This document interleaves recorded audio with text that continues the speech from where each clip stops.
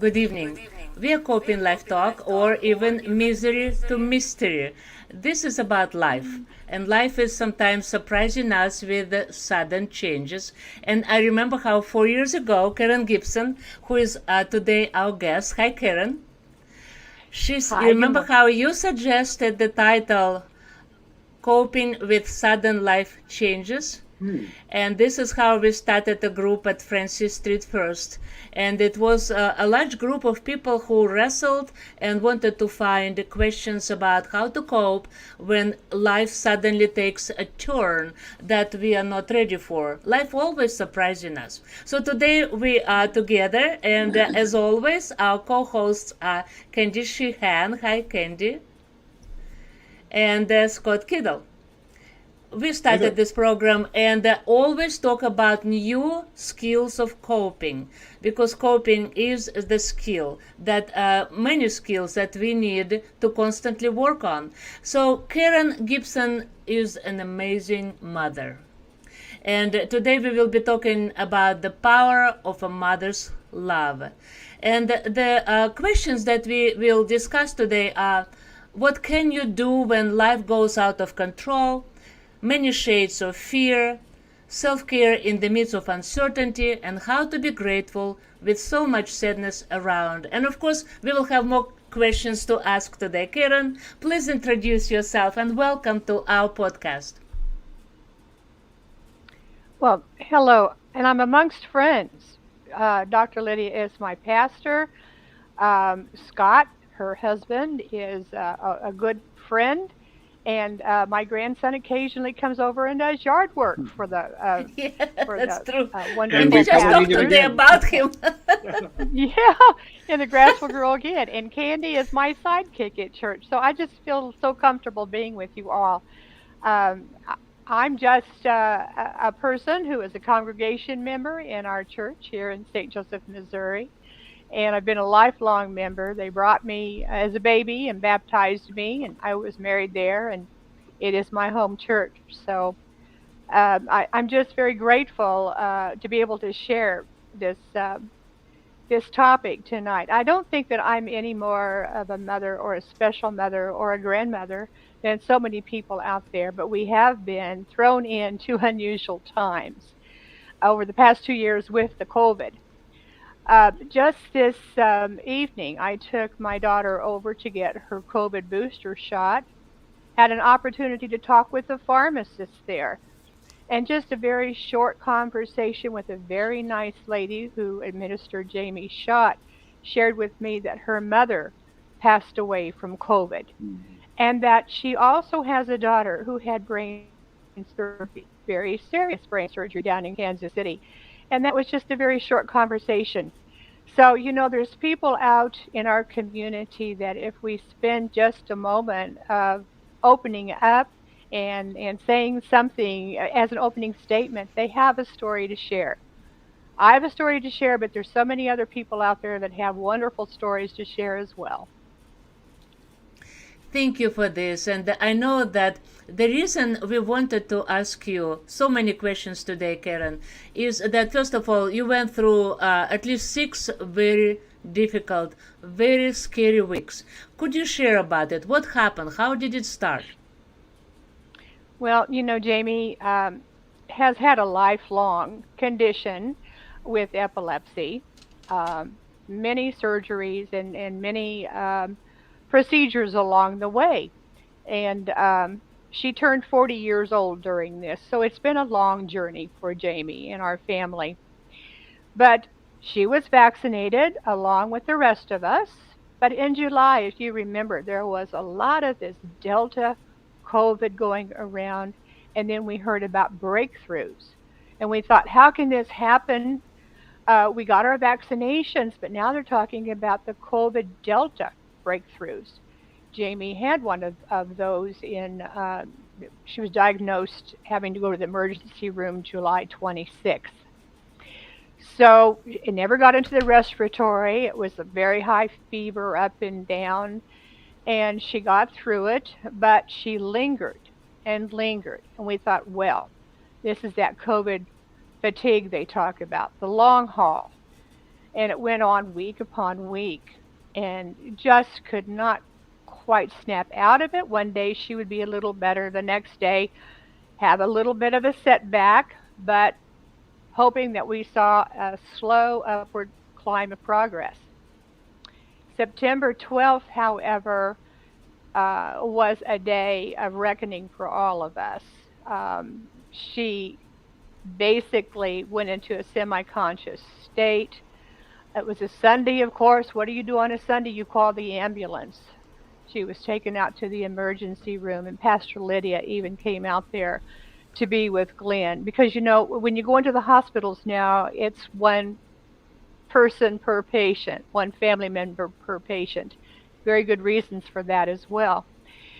And if it were not for that emergency room doctor who was able to compare one of her previous CAT scans with the CAT scan of that day, and he saw fluid, and he immediately knew that she needed to be transported to a higher level of care in Kansas City. Her regular doctors are at St. Luke's, but there was no room at St. Luke's and no room at KU, and we ended up getting her by ambulance down to Research Medical. She was in very serious condition at that time. We were there with new doctors.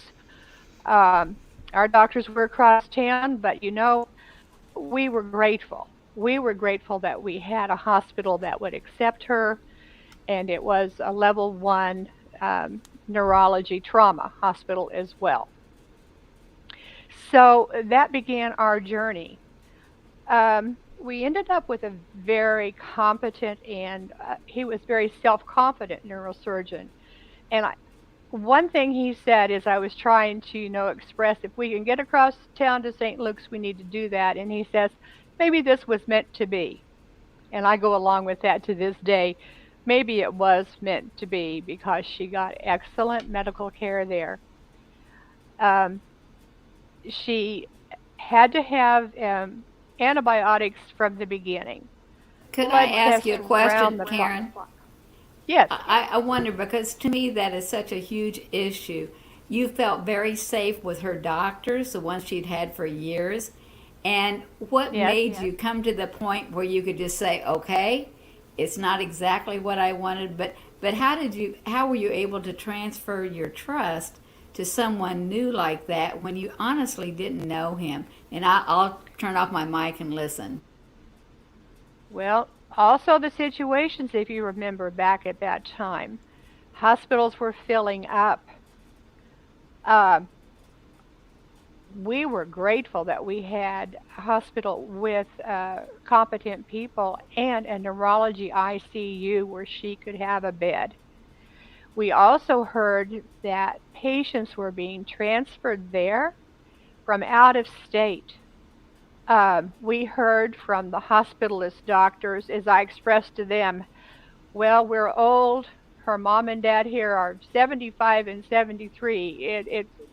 You got what you got. And he said, you do not know the number of patients we have that are being transferred from different places that have no family coming with them. And we have no one, you know, to, other than the patient, to have a conversation with about their health care. So when you're grateful, you're grateful. You're put into a situation and you just think, okay, we have to trust. And, you know, we have to trust that every doctor and every nurse who goes through training and medical care have that focus in their practice to help whoever walks in that door. They didn't know us, but that's their jobs, and that's their dedication, and that's their passion. And we were treated so well. We would have been treated well, I believe, at any of the hospitals, but I'm grateful that we had a room, that they would accept us. So, Candy, you know, it's kind of like one of those things. What are you going to do? Sit there and have a tantrum, or are you going to accept the gift that's given to you? We accepted that gift, Wonderful. and we aren't sorry. Very I good like way I to like handle an that. yeah. And that's an excellent question, Candy, because it's right on the topic that we wanted to discuss today. So, Karen, all these things started happening, and it's how did you feel when suddenly you probably had plans for the day, even plans for the week, and it's a wonderful time of the year, and seems like infection goes down, and seems like Jamie is doing better after she got COVID, and then suddenly everything goes out of control. What can you do when life goes suddenly out of control? Everything. It just foundation is shaking. Seems like. Well, you kick into gear, and you do what you have to do. And all of the other, like you said, if we had any plans that we were going to be doing, those just simply don't happen, and you don't care. You focus on the immediate. And And it seems like, yeah, go ahead. well, and all along, if you've got a foundation, a base, a faith, you rely upon that immediately.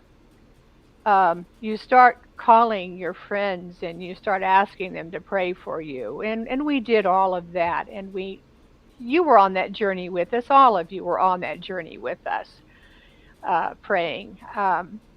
So what you do is what you have to do at the moment. There's no choice.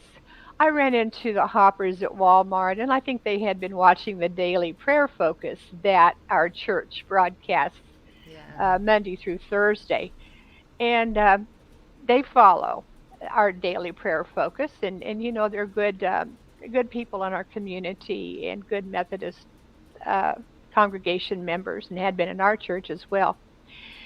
And they said, "You seem so positive." And I told Bob, I said, when you don't have any choice, that's easy. Hmm. When you don't have any choice, you do what you do. And I think that during these past 2 years, with so many people being in drastic situations quickly and unplanned, of course, with the COVID, um, you simply have no choice. You've got to do what there is to do. And with that, there's an acceptance. It was interesting how you answered Candy's question, that you mentioned the word trust. So when you realize that you are not in the hospital where Jamie usually goes and you know everybody and she does too, and then you are in a different environment, still you said that word trust. You have to trust. And I think that's a great quality of your personality, and also I think important to share with our viewers that in a situation like this, when everything goes out of control, trust is one of the things, of course, trusting the system, trusting the doctors, that probably is a part of success. Not success like in a ordinary case, but a success when it comes to the health and future life of your child. Am I right? Well, it is. And I did ask the research doctor, would you please let our doctors across town know where our daughter is? Uh, can you please tell them the situation? Can you update them? And so that maybe you can make this decision together. Together, yeah. Well, I think that decision was just kind of like, yes, we have no room for her right now, and you do the most reasonable thing. I think the doctors have to trust each other as well, you know, and that's what they did. She had a deep brain stimulator that had been placed in surgeries a year previous to that, and what I heard was that may have to come out. I balked at that. I thought, oh, they don't know what she went through to get this deep brain stimulator placement. But once they call it hardware, anything foreign in your body, and that's a term I learned, once the hardware is in an infected area, the hardware must be removed. And that's if it's a knee replacement or if it's a deep brain stimulator or any other type of foreign medical apparatus that is implanted. If it gets infected, that infection cannot clear up because the body puts kind of a coating around that, and the medications just simply can't attack that metal. And so that has to be removed. And so I was hearing that and I was thinking, oh no, she went through so much to get that deep brain stimulator surgery, and that was to help control her seizures. And now what's going to happen? Um, but then again, you have to accept the facts. What are the facts? If it's infected, it must come out. So we had to accept that. I had talked with Candy because if it was one of those issues I was telling Candy, if it comes down to my choice, if we don't know if it's infected, but there is a chance it's infected, and they come to me and they say, "What do you want to do?" But you know what? It was cut and clear by the time that that decision was made. It was proven it needed to come out. The infection would not clear up. And so that was one major surgery that she went through during this time. She had that removed. And then it was weeks and weeks and weeks of antibiotics. Um, at one point, the doctor had called me, and the numbers were going the other way. And this is after she had been on antibiotics for at least 4.5 weeks.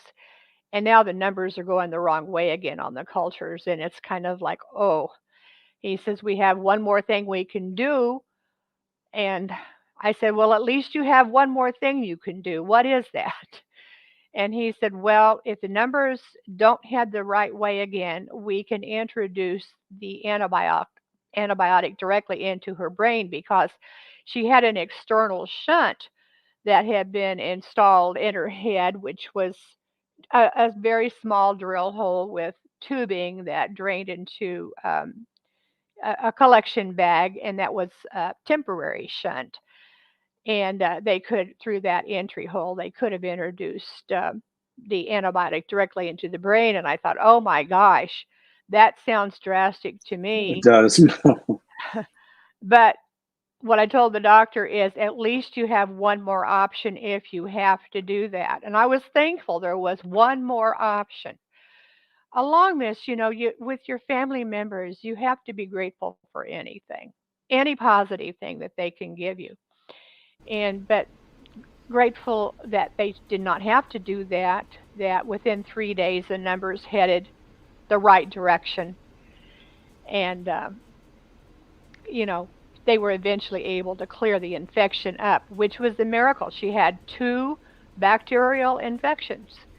Could have been introduced when the deep brain stimulator had been placed. Could have been very slow growing. They don't know. At this point, they weren't interested in being detectives of finding out why it happened. They just wanted to clear it up, and I did too. And to this day, if I never know how all of that came about or happened, I'm all right because they were able to do something about it and for her. Yeah. Karen, I wanted to ask you one of the things that I hear so much when I listen to you talk, you are such an amazing advocate for Jamie. And I just can't imagine what might have happened to Jamie if you weren't there. And you were trusting, but yet you still questioned the doctors and you talked with them and you really worked with them. I felt like you were such an integral part of her treatment plan. And talk a little bit about being an advocate for someone or how you feel about that. Because I worry about someone who doesn't have that person who's right there with them, working through that. Well, yeah, I think it's been well known for a long time that it's really good to have a family member, if you're in the hospital, a family member there to hear the things, tell the things that maybe you aren't able to or capable at that time for whatever condition. Jamie has a lot of background, and I was able to fill in a lot of information. Like I said, for doctors who hadn't ever known her or didn't know what her norm was.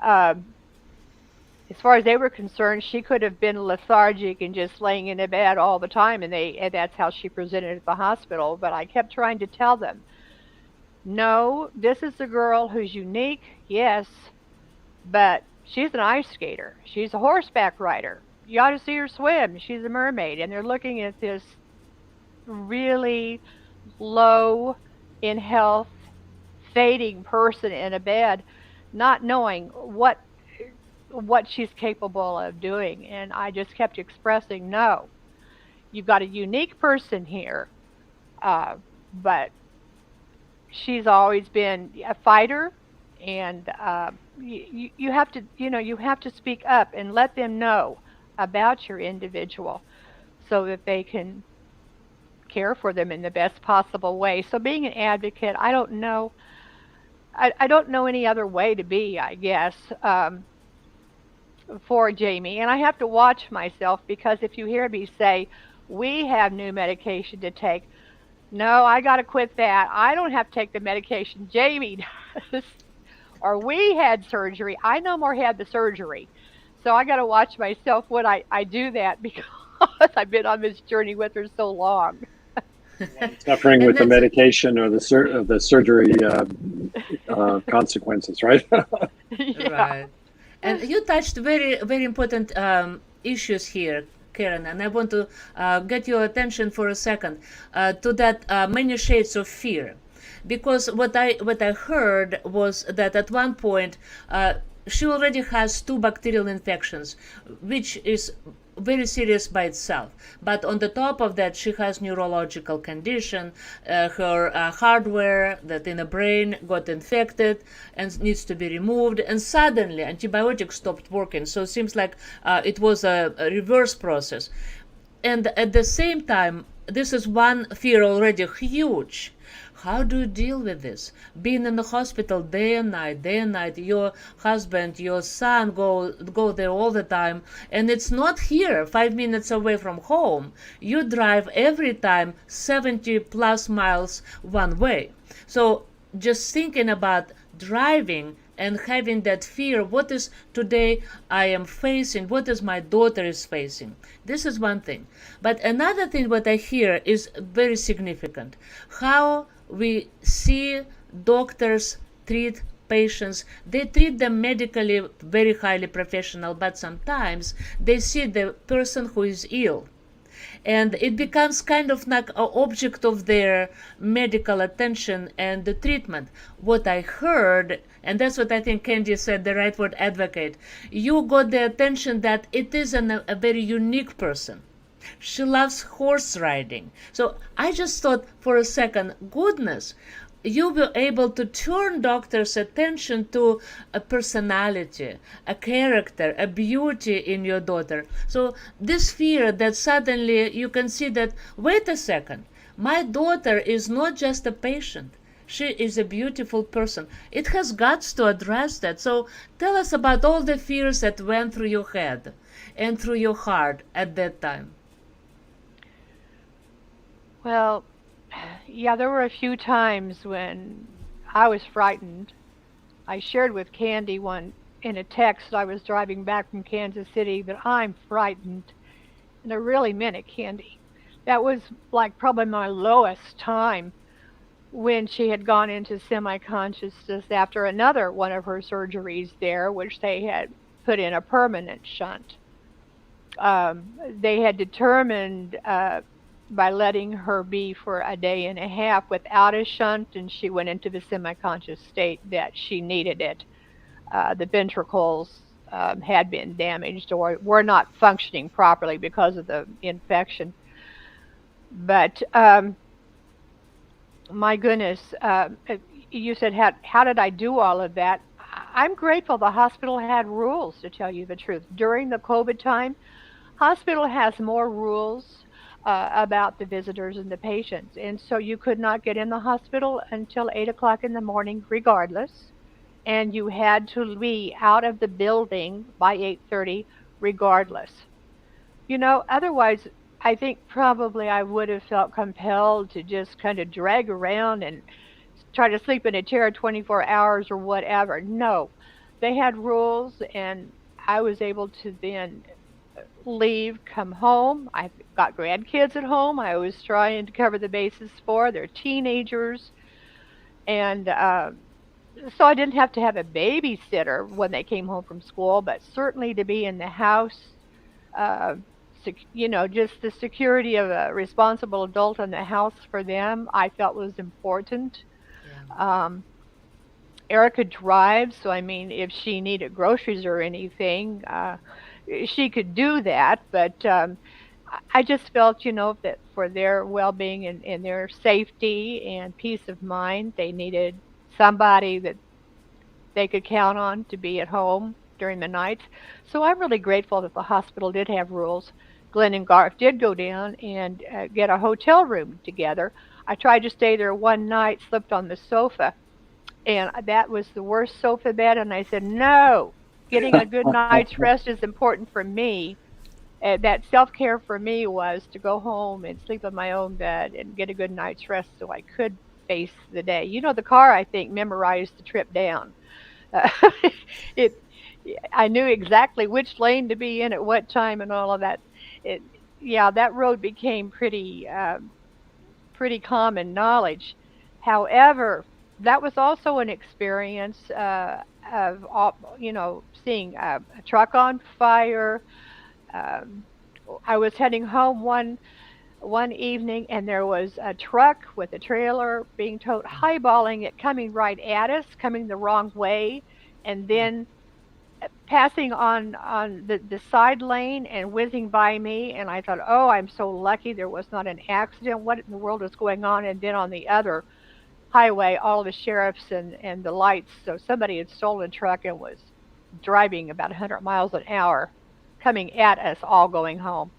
I thought, there but the grace of God, all of those experiences during this, I don't know. They just happened each day. I didn't have to accomplish them all at once. It was a day-to-day thing, and I think that's how we do cope. Is that I can mark yesterday off, whatever bad experiences were that day. Maybe I don't have to face those today. Maybe it'll be better. There were many days when there was a lot more hope than other days when I was going down for Jamie. It is interesting that for caregivers, it is one thing, I think, when a family member got sick and maybe, let's say it is even 2 3 months, let's say. We personally took care of our mother, who was practically confined to bed, and it's not 1 day or 1 month. And I know how hard it is on caregivers, lack of sleep, and sometimes eat in a hurry.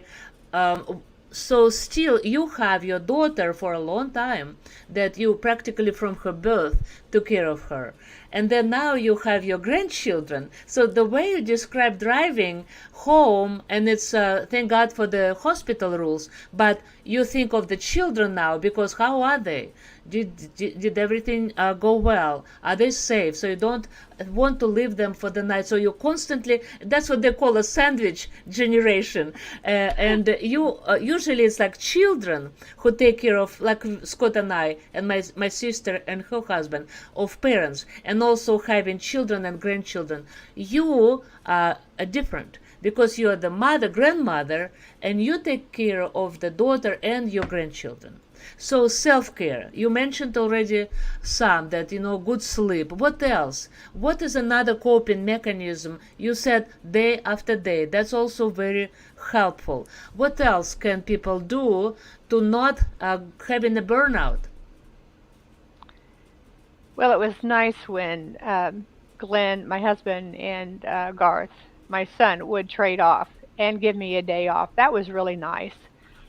I could always phone down to the nurses' stations and get all the medical details. Um, that's nice too. It's good to be able to do that. Cell phones keep you close and updated with other people as well. Um, Trying to eat some balanced meals, is important, and those were kind of hard to do as well uh, with that schedule. But uh, the people at the Starbucks, there was a Starbucks right around the corner from the neurology ICU down in a hallway. And it gets pretty bad when you go in and they say, hi, you want your regular? you know. so so they knew that I, was going to order whatever the same every day. But I don't know. When you say the self-care, it's important to just keep in contact with your friends, which you all kept in contact with me. I was able to send send text messages for updates to you. I have a friend in Arizona, and she had a prayer warrior group going there too, and you all had prayer warrior groups going here for us all, and share that and just kind of in those text messages lay the facts out for you. Uh, kind of share what was going on with you. That was important to be able to let other people know so that they were praying as well. I don't think that I'm any different from so many families that are going through hospital situations or uh, especially during these past 2 years. And you even pointed out, Pastor, that people had put off medical things for a while because they were fearful of going around medical situations, and now they're in other drastic situations that need immediate attention. And so even more of these situations for family members will be going on, not just the COVID. Um, Another thing that I was able to do, which I thought was very important, is that in a hospital you have lots of opportunities to cross paths with other people who also have family members. And I remember sitting in the waiting room while Jamie was having one of her surgeries or procedures, whatever you want to call them, and some other people were there, and they were so worried. And I didn't have to talk about what was going on with my daughter. I just had to ask them, "Do you have a loved one here?" Um, it, and they would just open up, and they wanted to tell someone, and I was grateful that I could listen to them too. And in lunchrooms, people would sit down with me and say, "Oh, may I sit with you?" They'd sit 6 feet away, but we could two at a table. And I said, certainly. And people were just sharing with me uh, their journeys, their family members, their fears. I even had a med tech lady. At one point, Jamie qualified for 24-hour med tech care, a person to sit in the room with her because she was bedfast, could not get out because she had the external shunt, and she needed to be at a certain angle, and it could not be pulled out. And this one lady had a son who was in St. Louis, and she was doing the same thing I was doing, coming from St. Joseph to Kansas City. She was going from Kansas City to St. Louis because her son had a COVID breakthrough, and he was on a ventilator there. And the day Jamie was going to have a procedure, her son was being taken off of the ventilator, and she got the good news that he was waking up, that he was recognizing everybody, and we got to just hug each other and pray with each other and pray for each other. And she was taking care of my daughter.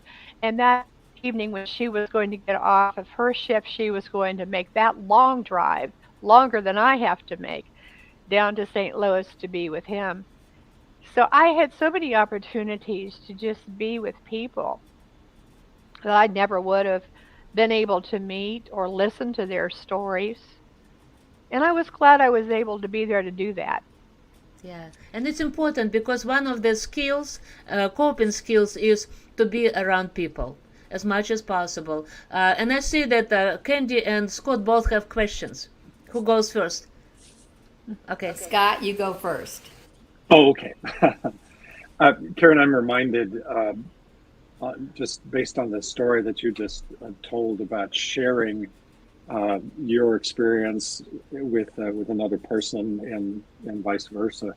I'm reminded of a verse where Paul says, "We comfort one another with the comfort that we have been comforted with.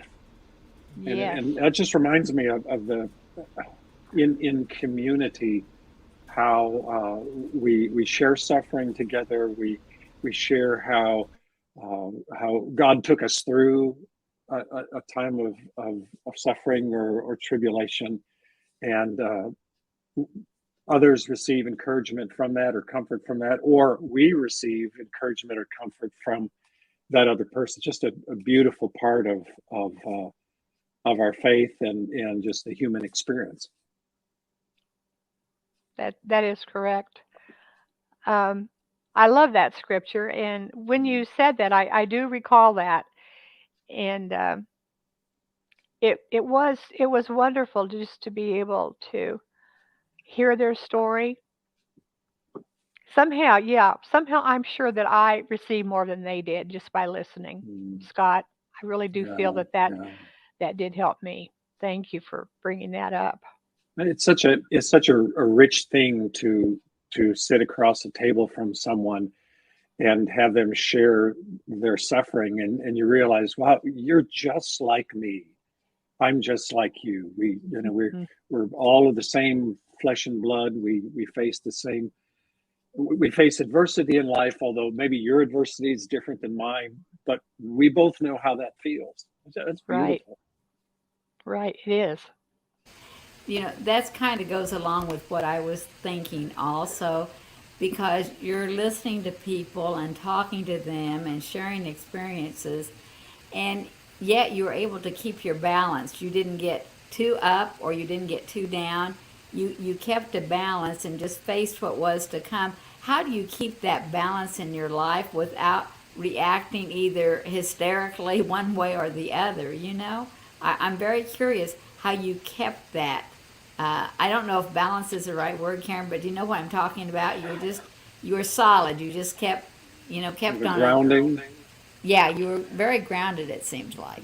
Well, I don't know, other than a thought did come into my head, Candy, when you were saying that, is I know that I had to put all anger aside. I had to put all, oh, why is this happening to us feelings aside. I had, that was not going to serve my daughter. It was not going to serve our family.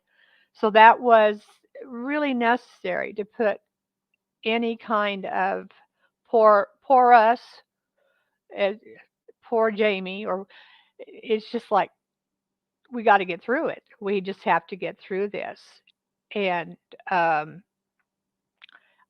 it's like I've told Bob Hopper: when you don't have a choice, I think you take it.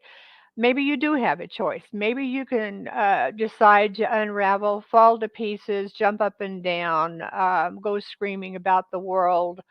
Uh, I don't know, slamming your car into things. I'm just not quite sure if that's a choice. It isn't a choice. I mean, that's not a good choice. You simply have to look for every positive person, every positive thought. Surround yourself with that.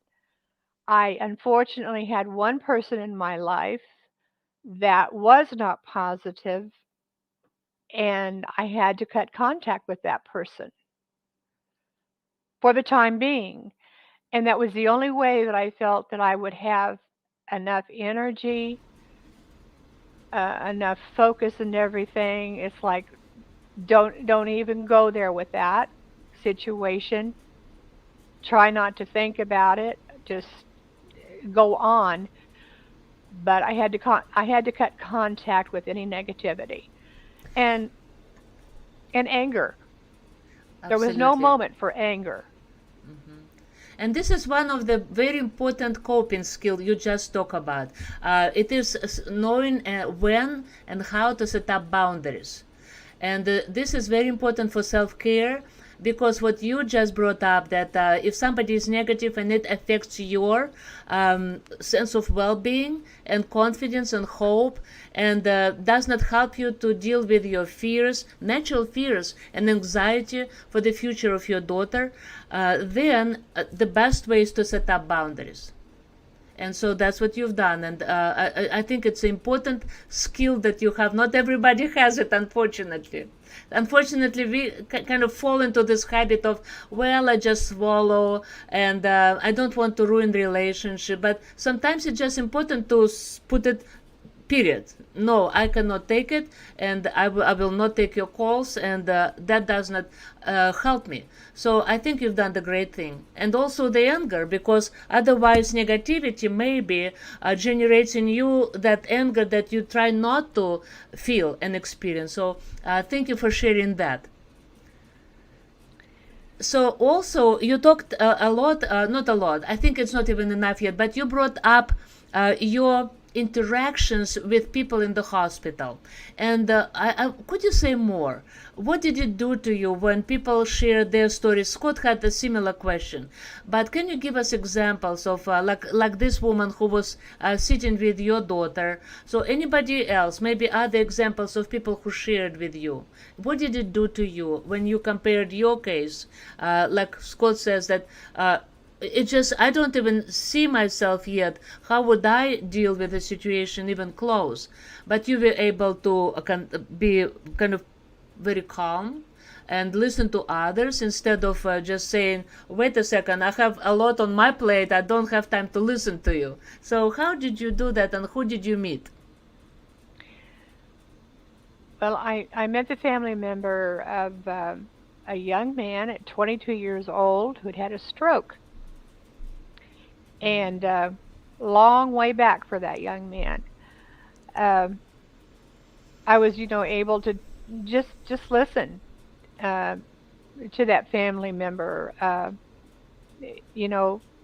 express their concern and their worry for him and what was ahead for him for the rest of his life. 22 is very young.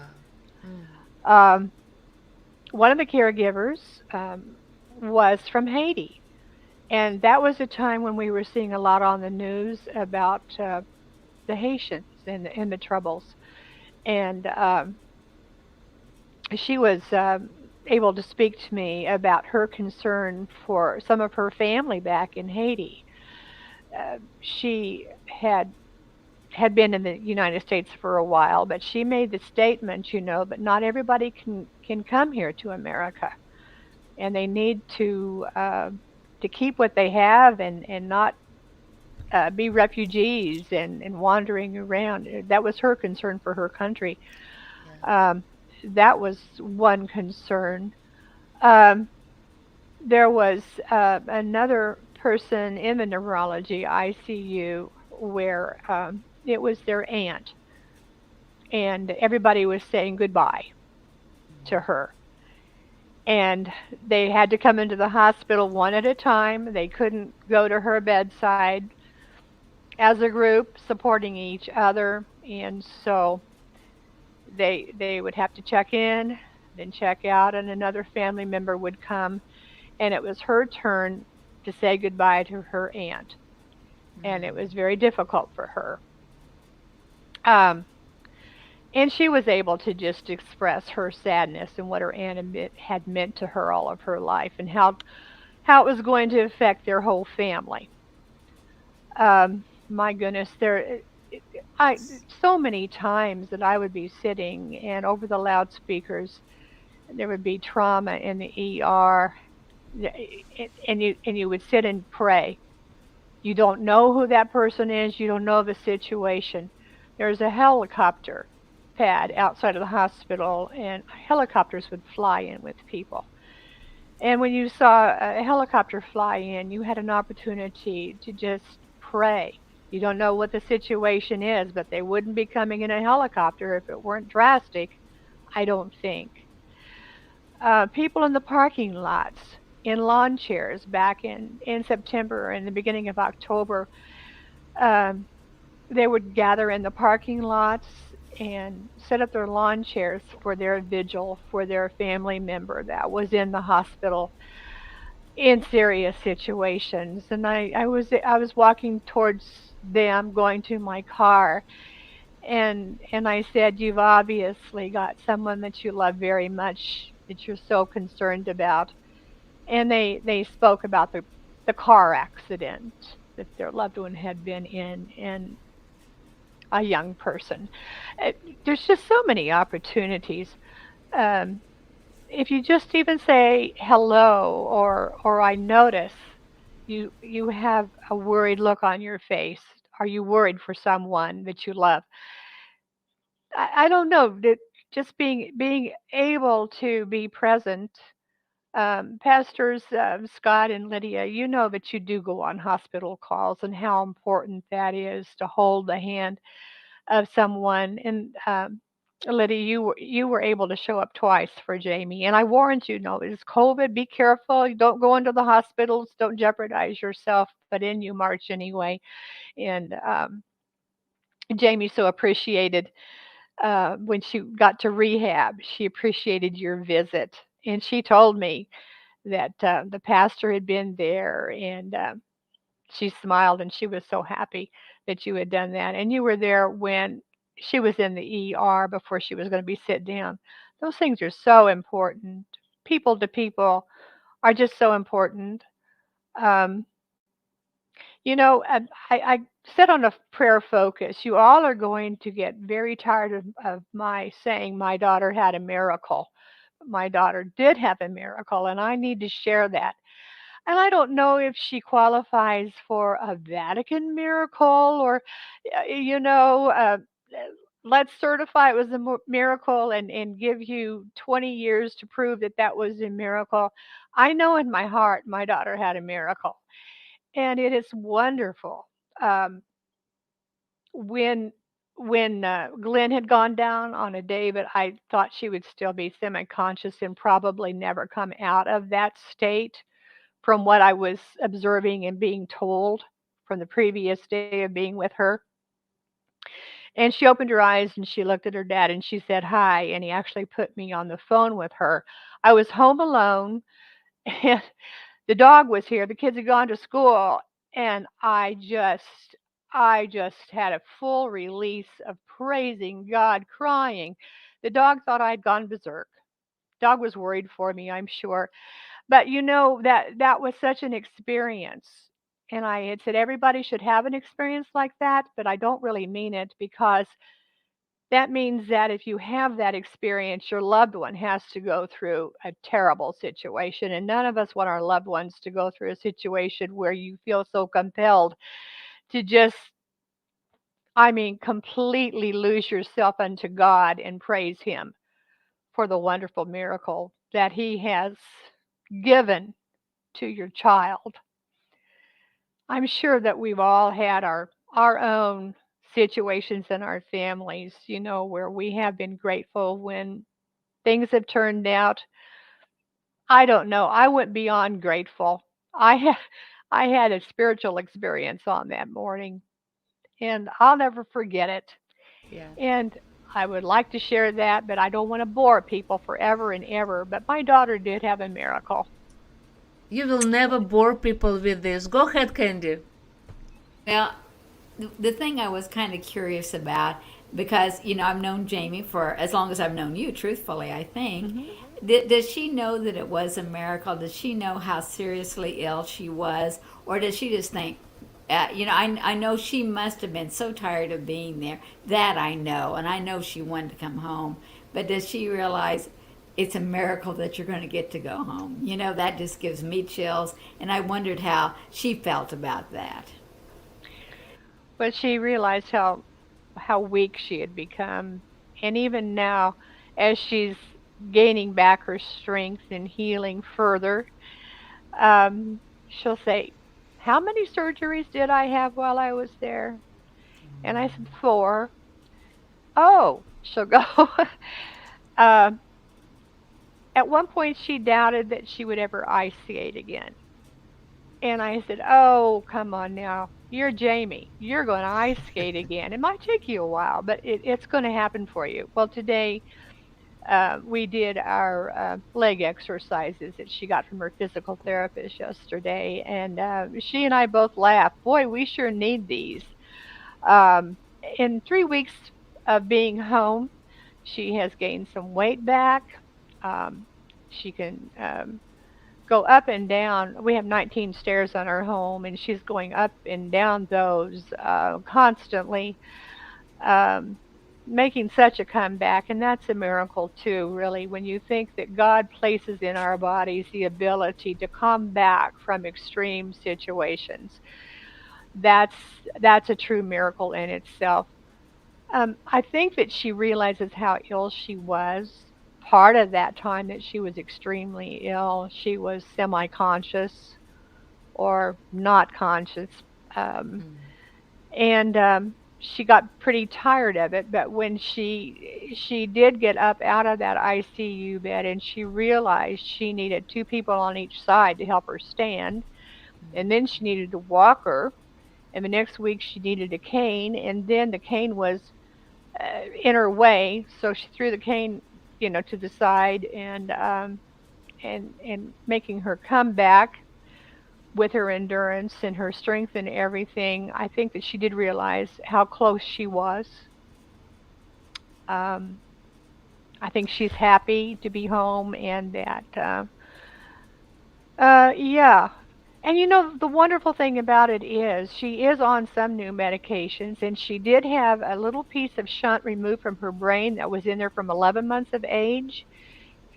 Maybe that's part of it, but she has not had a seizure since. Oh, wow. Oh And That is a my. miracle. Yeah. we Wonderful. don't we don't know why. The doctors don't know why.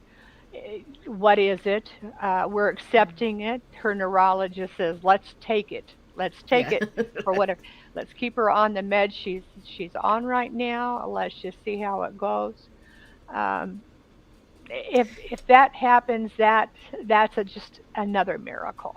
And that's a wonder. Yet it is a miracle, Karen, and also just answers the question to me, like how to be grateful with so much scary things going around, sadness around. And I think your story is a great illustration. Yes, there are reasons and the ways to be grateful, because even for this, like Jamie had seizures since she was born, and now suddenly she does not have them, even if it is for a short time. Then Right. you're grateful, and as Grateful. well as you're grateful to so many people you've met, and for their stories, and for the time together, even for the Starbucks employee who asks you want your regular. That's a big, I think, huge example of your ability to be grateful for little things and the big things, and you never miss them, though there are lots of sadness and tragedies are still happening around. So how Hmm. else would you tell our viewers how to learn to be grateful, especially now when we are approaching Thanksgiving? So people know that they need to be thankful. People know they need to be grateful, but they feel like, I'm angry, I don't feel like grateful, right? So could you share with us how can you teach us to be grateful in spite of everything we see around or experience? I don't think I could truly be grateful unless I was able to know that God was with me during all of it. He never abandoned me. Um, Angels were sent to surround Jamie's bed. I had a vision of golden angels glowing with healing energy. And that was just in a prayerful meditation state that I could envision they were surrounding her bed. Grateful that our Creator puts healing in place, that even though huge tragedies come and go in our lives, we don't always have to remain broken. We can heal. That God is with us and gives us precious gifts every day that we probably don't even think as being miracles. Um, you've got to have a faith in something bigger than the situation. You've got to put faith and trust in in situations that are totally beyond your control. As a parent, we are supposed to protect, and we are supposed to try to make it as as wonderful as possible, we can't do that without our higher being, our God, our Creator, um, enabling all of that to be in place. So, how can you be grateful without God? I don't know. I I don't know how you can be grateful without God. So I think that that is basically where I started is I just knew that whatever this journey was going to be, it was going to be with God, with the Lord, with any power that He was going to surround us with of healing. That wasn't going to happen without Him. And so, how can you be grateful without your God?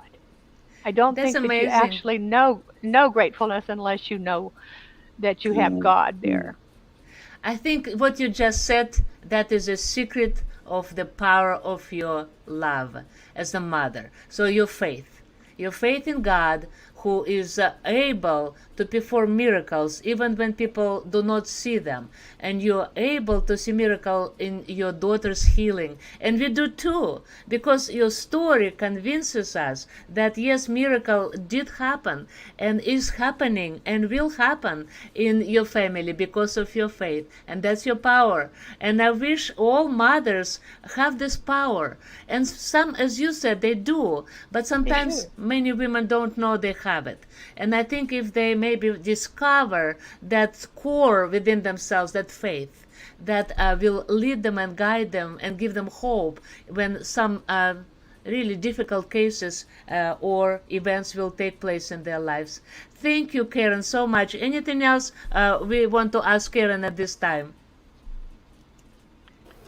I think she is a gift to not only her family, but to our church and the whole community. Thank you so Absolutely. much. Thank I you, Karen. appreciate you so Oh, much. you're Yes, way appreciate. too kind. But I but don't think so. I think it's very true because I've learned a lot since I came to Francis Street First because of you.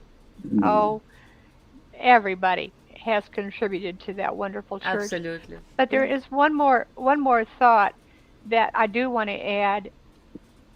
When you ask for a miracle, you have to accept that miracle the way God gives it to you.